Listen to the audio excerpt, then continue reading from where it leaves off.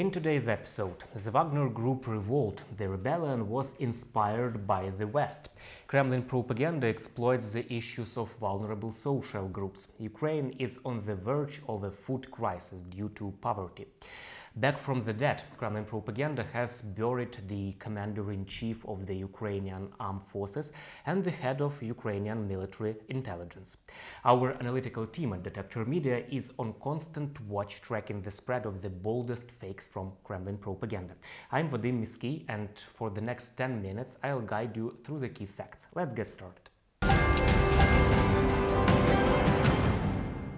The armed rebellion was inspired by the West and combined with the ambitions of the founder of the Wagner PMC. The Kremlin media are promoting this manipulative claim, referring to a statement by the head of the Rosgvardia. Russian General Viktor Zolotov suggested that the mercenaries' revolt was supposedly organized at the direction of Western intelligence services. Propagandists complain that the United States did not warn Russia about the coup planned by Prigozhin. Так США знали о планах Пригожина заранее. Американская разведка еще в середине июня, оказывается, была в курсе того, что Пригожин что-то затевает. Сообщают сегодня американские СМИ. По данным New York Times, например, в четверг, 22 июня, спецслужбы сообщили руководителям Конгресса о готовящемся мятеже.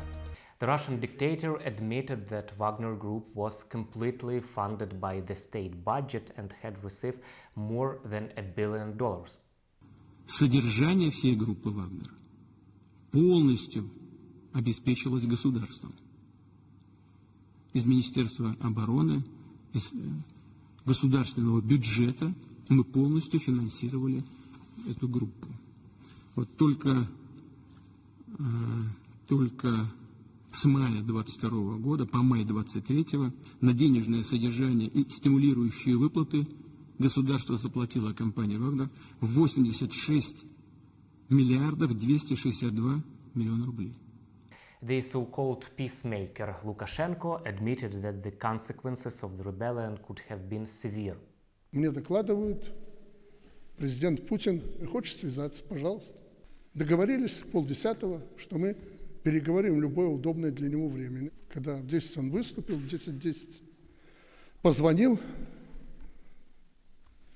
и подробнейшим образом проинформировал меня о ситуации, которая происходит в России. Задал несколько вопросов, в том числе и про противодействие этому, и понял, что ситуация сложная. Самое опасное, как я понял, это не в том, что какая она была ситуация, а как она могла развиваться и ее последствия. The United States has denied accusations of involvement in military coup in Russia. I also convened our key allies on a Zoom call to make sure we're all on the same page. It's critical that we're coordinated in our response and coordinated in what we to anticipate. They agreed with me that we had to make sure we gave Putin no excuse. Let me emphasize, we gave Putin no excuse to blame this on the West or to blame this on NATO. We made clear that we were not involved. We had nothing to do with it. This was part of a struggle within the Russian system. The events in Russia have demonstrated the fragility of the Putin regime, NATO Secretary General said. I think what we have seen in Russia over the last days demonstrates the fragility of the German regime. And of course it is a demonstration of weakness. The German regime? When there are... Sorry? Not the German regime. No, sorry, the Russian... sorry. I'm sorry, they're quite stable at the moment. Sorry.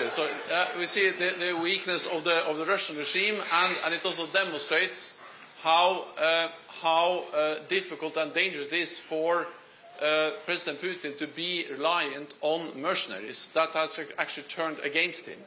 And it also demonstrates that it is hard to predict exactly what will now happen in the next days and weeks. But we should not make the mistakes that we are underestimating the Russians. So we need to continue to provide support to Ukraine.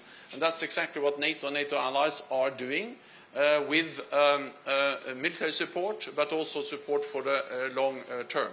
And that's in a way what we can say today about the effects on the battlefield in Ukraine. It should be noted that Prigozhin's uprising lasted only a day, despite the fact that he controlled a territory of almost 5,000 square kilometers in Russia. On the evening of June 24, the rebel leader agreed to stop the movement of his troops and left for Belarus. 7 EU countries are proposing to abolish democracy in order to fuel the conflict in Ukraine. This manipulative message is being promoted by Kremlin propaganda. As evidence, they cite a joint statement by the foreign ministers of Germany, Belgium, Luxembourg, the Netherlands, Romania, Slovenia and Spain, published in Politico. In this statement, they call on the EU to make greater use of the qualified majority vote. This means that if a decision needs to be made as soon as possible, 15 votes from the 27 EU member states are enough. The vast majority of decisions in EU foreign policy require unanimity, which in some cases can slow down our ability to act. It is despite and not because of these rules that we are able to agree on 10 sanctions package against Russia in response to its war of aggression against a sovereign state. This is why we are advocating for greater use of qualified majority voting in the EU common foreign and security policy, as currently set forth in Treaty on European Union. We want to move beyond all dividing lines between those in favor of more majority decision-making and those opposed to it. According to analysts of the Stop Fake project, the article does not mention any abolition of democracy. Depending on the issue, the EU Council can make decisions by voting with a similar simple majority of 14 votes in favor, a qualified majority or consensus. The propagandists simply distorted the facts. Ukraine is on the verge of a food crisis due to poverty. These fakes are being spread by Kremlin propagandists. Supposedly, Ukrainians are standing in queues waiting to receive free bread. Specifically, propagandists refer to data from the World Bank, but as usual, they take information out of context. Striking is, of course, first and foremost, that we have a brutal war in Europe caused by invasion by one country into another in 2022, and it seems really to me still unbelievable to comprehend that. Secondly, striking is that we have a humanitarian suffering that is enormous. Just to put it in perspective, the World Bank estimates that Ukraine's poverty has gone from about 5% before the war to about 25% now. The other striking fact is, and it was mentioned, that the reconstruction needs of Ukraine after 1 year of war, and of course now we are 1.5 years into war, was estimated by us, the European Commission, UN, and government of Ukraine at $411 billion. That is 2 times GDP of Ukraine in 2021. That's striking. And the final issue, of course, is that the impacts of Russia's war in Ukraine are felt in Ukraine, but also globally in the form of inflation, tighter financial conditions, and great uncertainty. But what is also striking is Ukraine's resilience, and we hear about it. And of course, what we see is government and services are ongoing. Propagandists mistake the cause for the effect. After all, Ukrainians have become poor as a result of the Kremlin's armed aggression. Kremlin propaganda has been repeatedly burying Valery Zaluzhny and Kirilo Budanov. For example, the propagandists spread a fake that the head of Ukrainian military intelligence was wounded and that his lookalike was attending meetings on his behalf. Достоверная информация о местонахождении и состоянии руководителя ГУРа Минобороны Украины Кирилла Буданова нет больше месяца. Погиб, пропал без вести, украли инопланетяне, стал супернацистом или же просто уехал на рыбалку. Это все шутки, конечно. Но то, что пропал и никто его не может найти, это правда.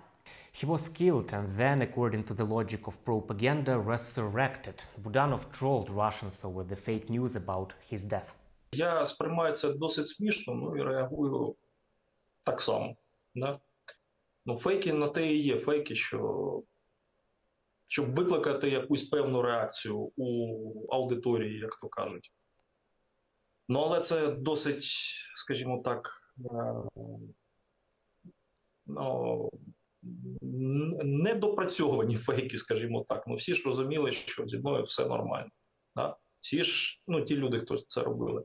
Due to propaganda fakes, the commander-in-chief of the armed forces of Ukraine, Valery Zaluzhny, was also compelled to announce that he was alive and well.